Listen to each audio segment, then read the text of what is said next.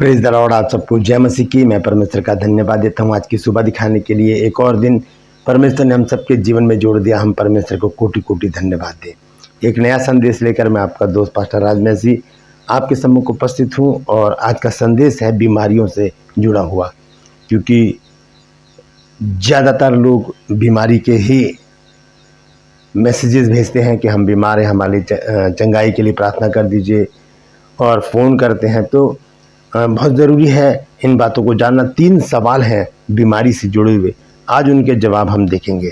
तो आज का जो मैसेज है वह है कि जब हम बीमार होते हैं तो 3 सवाल हमारे साथ जुड़ जाते हैं। पहला सवाल क्या है कि हम क्यों बीमार होते हैं। दूसरा सवाल क्या है कि हम कैसे चंगाई पाएँ। तीसरा सवाल है कि हमें कौन चंगा करेगा।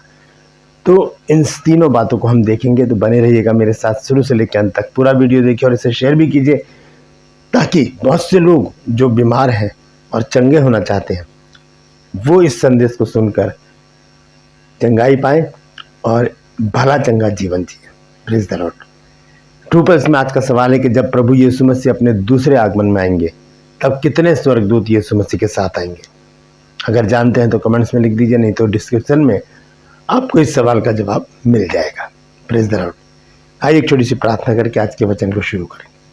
प्रभु जी, मैं धन्यवाद देता हूँ आज की सुबह दिखाने के लिए प्रभु, और विनती करता हूँ प्रभु जी आज के वचन को शेयर करने मेरी मदद सहायता कर। मेरे होठों को, मेरे दिल दिमाग को छू कर ब्लेस कर।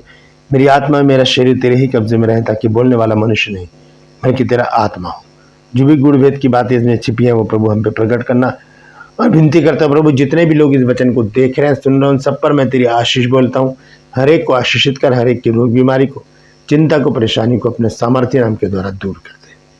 हर एक घर से लड़ाई झगड़े, तफरके, मनमुटाव, बांझपन, बेरोजगारी, कर्जे और प्रभु जी नशा, बीमारियां दूर कर दे प्रभु, ताकि तेरे बच्चे गवाही दें कि प्रभु यीशु मसीह ने हमारे जीवन में बड़ा काम किया है। यीशु के नाम से मांगता हूँ, आमीन। तो आइए आज के संदेश को शुरू करेंगे और हम देखते हैं। मैंने आपको बताया 3 सवाल है कि सबसे पहला सवाल है कि हम बीमार क्यों पड़ते हैं। दूसरा सवाल है कैसे हम चंगाई पा सकते हैं। तीसरा सवाल है कौन हमें चंगा करेगा। तो तीनों को हम सीरियल वाइज देखेंगे, क्रमानुसार देखेंगे। सबसे पहला सवाल क्या है कि हम बीमार क्यों पड़ते हैं। इसके लिए हम देखेंगे निर्गमन 15 अध्याय के 26 पद में यह लिखा है कि यदि तू अपने परमेश्वर यहोवा का वचन तन मन से सुने और जो कुछ उसकी दृष्टि में ठीक है वही करे, और उसकी आज्ञाओं पर कान लगाए और उसकी सब विधियों को माने। 4 बातें यहां पर लिखी हैं, ध्यान से सुनिए। पहली बात क्या है, यदि तू अपने परमेश्वर का वचन, बाइबल के जो वचन है, जो बाइबल में लिखे हैं, धर्मशास्त्र में लिखे हैं, पवित्र शास्त्र में लिखे हैं, परमेश्वर की वाणी, परमेश्वर के शब्द, वो लिखा है यदि तू अपने परमेश्वर का वचन तन मन से सुने। मन तो हम जानते हैं कि मन से हम सुनते हैं, लेकिन तन से कैसे। यानी कि जब आपको वचन सुनाया जा रहा है तो आप वहीं बैठे रहें, अपने शरीर के साथ, अपनी बॉडी के साथ। उठ के बाहर ना जाए, उठ के इधर उधर ना घूमें, बैठे रहें मन से और तन से परमेश्वर के वचन को गंभीरता से सुने। पहली शर्त। दूसरी शर्त, और जो कुछ उसकी दृष्टि में ठीक है वही करे, यानी कि गलत ना करे। जो भी परमेश्वर की दृष्टि में अच्छी बातें हैं उनको करते रहें। तीसरी बात, और उसकी आज्ञाओं पर कान लगाएं। कान लगाने का मतलब है चौकस रहें कि ये काम परमेश्वर ने करने के लिए मना किया है, ये काम परमेश्वर ने करने के लिए कहा है। दोनों बातों पर ध्यान देते रहें, कान लगाते रहें, क्योंकि ये आज्ञाकारिता है। चौथी शर्त है, और उसकी सब विधियों को माने। सब विधियों को माने। तो विधियां तो बहुत सारी हैं, हम देख सकते हैं भजन संहिता 119 में बहुत सारी विधियों का जिक्र किया गया है। विधि है प्रार्थना करना, विधि है प्रभु भोज लेना, विधि है बपतिस्मा लेना, विधि है आराधना करना, विधि है विवाह करना। ये बहुत सारी विधियां हैं। तो यहाँ पर लिखा है, ये 4 बातें लिखी हैं कि अगर विधियों को माने तो आगे लिखा है जितने रोग मैंने मिस्रियों पर भेजा है उनमें से एक भी रोग तुझ पर ना भेजूंगा। तो जितने रोग मैंने मिस्रियों पर भेजे हैं उनमें से एक भी रोग तुझ पर ना भेजूंगा, क्योंकि मैं तुम्हारा चंगा करने वाला यहोवा हूं। कौन भेजता है रोग? परमेश्वर की ओर से रोग हमारे जीवन में आते हैं। तो यहाँ पर 4 बातों को अगर हम पूरा करें तो रोग हमारे जीवन में नहीं आएंगे। हम यहाँ पर गलती कर जाते हैं जब इन बातों पर गौर नहीं करते। अगर हम इसको इस तरह से पढ़ें तो ध्यान से सुनिएगा, यदि तू अपने परमेश्वर यहोवा का वचन तन मन से नहीं सुनेगा और जो उसकी दृष्टि में ठीक है वही नहीं करेगा और उसकी आज्ञाओं पर कान नहीं लगाएगा और उसकी सब विधियों को नहीं मानेगा, तो जितने रोग मैंने मिस्रियों पर भेजे हैं उनमें से हर एक रोग तुझ पर भेजूंगा। क्योंकि ये अनाज्ञाकारिता हो जाएगी, हम पाप में फंस जाएंगे और क्या होगा, फिर हम बीमार हो जाएंगे। ये है बीमारी का कारण। जब हम परमेश्वर की इन 4 बातों को इग्नोर कर जाते हैं, ध्यान नहीं देते, तब बीमारियां हमारे जीवन में आ जाती हैं। अब छुटकारा कैसे पाएं बीमारी से? चलिए, पाप हो गया, गुनाह हो गया, अब हम क्या करें? आइए देखेंगे। याकूब की पत्री 5 अध्याय 13 पद से मैं पढ़ूंगा। यहां पर लिखा है कि यदि तुम में कोई दुखी हो तो वो प्रार्थना करे, यदि आनंदित हो तो वो स्तुति के भजन गाए। 14 पद, और यदि तुम में कोई रोगी हो या बीमार हो तो कलीसिया के प्राचीनों को बुलाएं और वे प्रभु के नाम से उस पर तेल मल के उसके लिए प्रार्थना करें। प्राचीन मतलब परमेश्वर के लोग, दास दासियां, उनको बुलाएं घर पर और उनसे कहें कि हमारे लिए प्रार्थना करें। और लिखा है कि और वे प्रभु के नाम से उस पर तेल मलकर उसके लिए प्रार्थना करें। 15 पद में लिखा, और विश्वास की प्रार्थना के द्वारा रोगी बच जाएगा। है ना। दूसरा सवाल क्या था कि कैसे चंगाई पाए? प्रभु के लोगों को बुलाए, उनसे प्रार्थना करवाएं। परमेश्वर क्या करेगा? पहला काम क्या करेगा? परमेश्वर चंगा करेगा। दूसरा काम इसके साथ और करेगा, और प्रभु उसको उठाकर खड़ा करेगा, और यदि उसने पाप भी किए हो तो उनकी भी क्षमा हो जाएगी। पाप भी किए हो, पाप कौन सा? अभी मैंने बताया निर्गमन 15 की 26 में जो 4 आज्ञाएं दी गई, अगर उनका उल्लंघन करेंगे तो पाप करेंगे, और उस तरह से हम बीमारी से ग्रसित हो जाएंगे, बीमारी हमारे जीवन में आ जाएगी। यही कारण है कि बहुत से लोग आज घरों में बीमार पड़े हैं और वर्षों से बीमार पड़े हैं।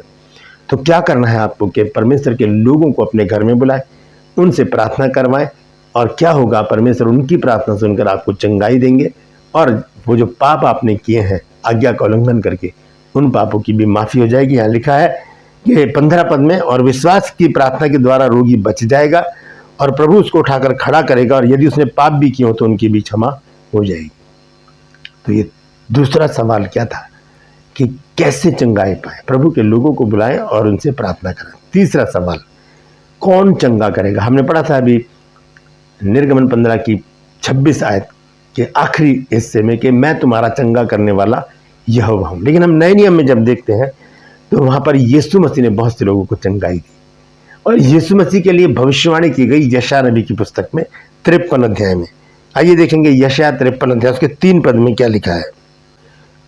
यहां पर लिखा है, वह तुच्छ जाना जाता और मनुष्यों का त्यागा हुआ था। यीशु मसीह के विषय में लिखा है, भविष्यवाणी है, पूरा पढ़ लीजिएगा। 12 पद है इसमें, यीशु मसीह के ही बारे में सब कुछ लिखा है। तो लिखा है, वह तुच्छ जाना जाता और मनुष्यों का त्यागा हुआ था, वह दुखी पुरुष था और रोग से उसकी जान पहचानती है। रोग से, अब यहाँ पर यह नहीं लिखा कैंसर से, ये नहीं लिखा एड्स से, ये नहीं लिखा खांसी जुकाम से, ये नहीं लिखा बुखार से, ये नहीं लिखा हड्डियों के दर्द से, ये नहीं लिखा आंखों की प्रॉब्लम से, ये नहीं लिखा गूंगेपन से, ये नहीं लिखा बहरेपन से, नहीं, रोग। यानी कि हर एक रोग, कोई सा भी रोग हो, चाहे हमें चोट लग गई हो, चाहे एड्स से पीड़ित हो, हम चंगा करने वाला तो एक ही है, और वो है प्रभु यीशु मसीह। लिखा है, वह तुच्छ जाना जाता और मनुष्यों का त्यागा हुआ था, वह दुखी पुरुष था, रोग से उसकी जान पहचान थी और लोग उससे मुख फेर लेते थे। वह तुच्छ जाना गया, हमने उसका मूल्य नहीं जाना। हम उसका मूल्य नहीं जानते। हम डॉक्टरों के और वैद्यों के और जगह जगह धक्के खाते फिरते हैं, चंगाई नहीं मिलती, वर्षों हो जाते हैं, मृत्यु सैया पर पड़े हैं, लेकिन चंगाई नहीं पाते। एक बार यीशु मसीह के पास आके देखिए, बुला लीजिए प्रभु के दास दासियों को घर पे और उनसे प्रार्थना करवाइए। चंगा करने वाला हमारे पास है, जो हकीमों का हकीम, डॉक्टरों का डॉक्टर और वैद्यों का वैद्य है। वो सब कुछ कर सकता है और उसकी युक्ति में से कोई भी युक्ति रुक नहीं सकती। तो सवाल तो गहरा है कि क्यों बीमार होते हैं। दूसरा सवाल, कैसे चंगाई पाए, कौन चंगा करेगा? ये तीनों सवालों का जवाब मैंने आपको बताया। पहले सवाल का जवाब है निर्गमन 15 की 26, और दूसरे सवाल का जवाब है याकूब 5 अध्याय इसका 13 से 16 पद तक, और तीसरे सवाल का जवाब है यशायाह 53 अध्याय का 3 पद। Praise the Lord.